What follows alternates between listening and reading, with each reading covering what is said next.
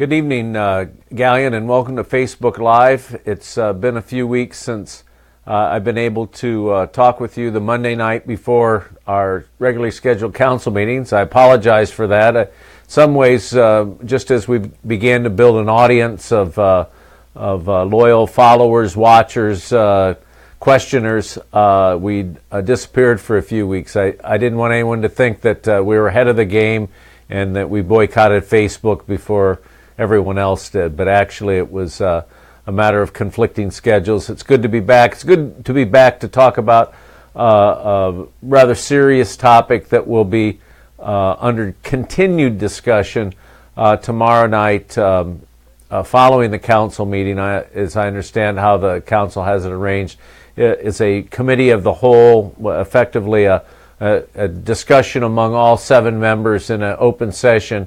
And really the discussion is about what course to take here in the city of Galion with regard to the city health department. There's been some discussion, certainly some discussion on social media, but I think really for the most part, many people watching tonight or rewatching this tomorrow, prior to the council meeting tomorrow evening, may not be aware of possible discussions about closing the Galion City Health Department, effectively eliminating the health district, and contracting for services required under the law for public health with the county health department.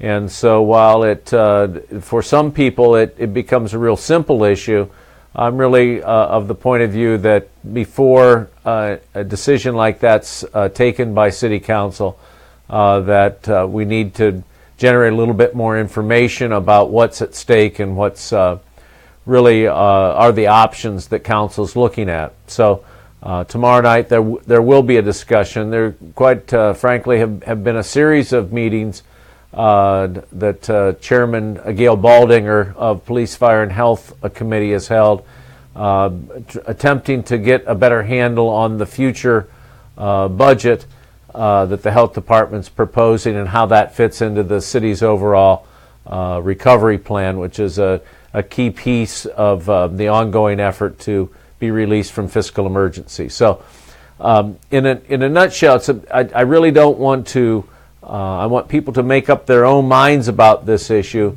and I think a good way to do that is if you have time tomorrow, attend the council meeting. Then after that meeting, which I would expect would last less than an hour, around 8 o'clock, I think there'll be a rather full-fledged discussion about what the alternatives are with regard to the city health department.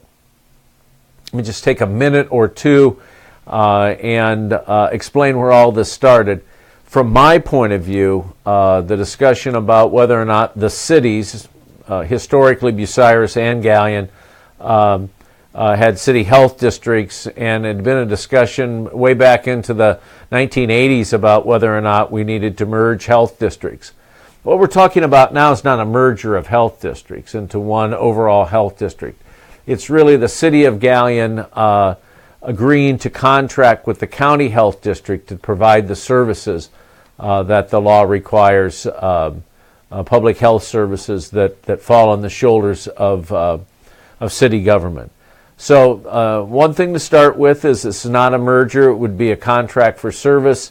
And one of the questions I've been asking council to get a handle on and to answer for the public's satisfaction is what happens if they dissolve the health district and we don't like the arrangement that's fashioned for services to be provided. So I think that's an important question to be focused on and ask councilmen and women about whether or not we have some assurances going forward that the same level of public health services will be provided going forward. I suppose the next thing I might want to say before I see whether or not we have some questions on this topic or anything else are really what are the services, the key services or core services that the health department offers. I think most people think of the immunization services that are provided. That's the flu shot, certainly for all members of the community, but it's also preschool and then booster shots for the school program, and that has broadened over the last several years the types of vaccinations that children need when they go to school. Another service that is provided for the schools through contract through the health department is the school nursing. If you aren't in much contact with the school, the days in which the school had their own nurse that was a part of the faculty and a full-time employee, those days are gone. And for the last many years now, those school nursing services have been provided under contract. Probably the area that touches, and certainly if you aren't in need of immunizations or you don't get a flu shot, nor do you have kids in the school, you really have intermittent or very little contact with the city health department. But one area that I would venture to guess that everyone in town is impacted by the health department is the food inspection service, the environmental health services as they're described. And that's provided by the city health department. And while it certainly can be provided in other ways, one of the things to be considered going forward is whether that key service will have the same level of enforcement and provide the same level of assurance to the restaurant eating public that they've got a clean and safe place to enjoy their meals. So the core services that are provided in the health department I think are important to note because not everyone utilizes them.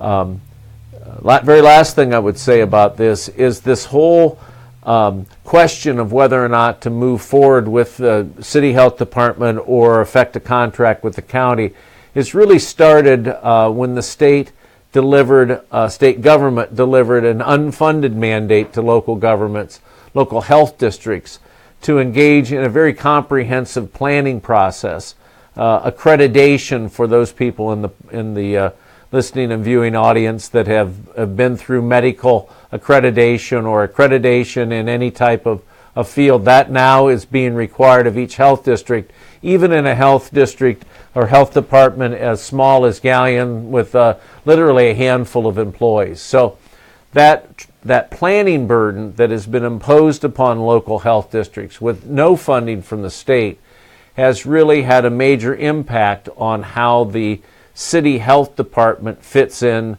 to the overall city general fund budget. So there should be quite a bit of discussion tomorrow night and then over the next several weeks as council makes a careful and thorough review and decision about the importance of the direction of public health services in Galion. So I really think it's important for people to make up their own mind about a topic that will impact them. And my concerns are that an effort to try to contract with the county health department that is driven largely by trying to save money or because there's a late in the game mandate that may be coming from the state auditor are really poor reasons to look at changing how and where and when Galionites are able to receive public health services. So if you've not been tuned into this, I suspect that at one time or another or frequently you utilize those services and actually need to know more about how they'll be provided if council decides to go away from the city health department into a contract with the county. So I'll stop with that and see if there are any other questions. There's certainly a couple other important topics that have come up over the last several weeks since we've been on Facebook the last time. Mayor, we do have a question regarding a different topic. Mm-hmm. This one comes from Greg. What are the chances of Galion being able to turn the traffic signals to flashing after a certain time in the evening and back on in time for the morning?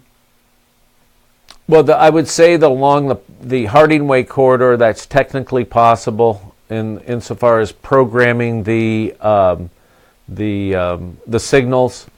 Those have a computer that drives them. Another, if you will, corridor, another primary east-west avenue through town is Church Street, and those are candidly almost museum pieces in how old they are, and those are on a fixed time, so that switching them requires, it can't be done, it has to be done manually, and it can't be changed for time of day.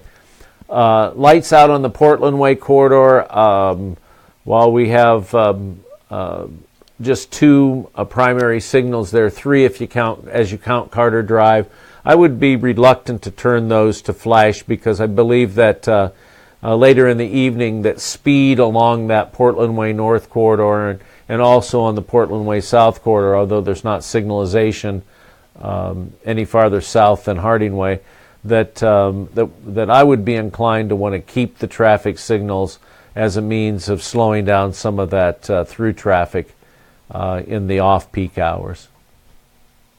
So it's technically possible, something that could be discussed by the police department and make a recommendation to the mayor's office on the Harding Way corridor.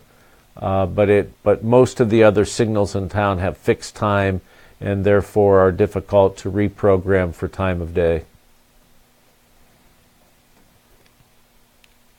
Anything else?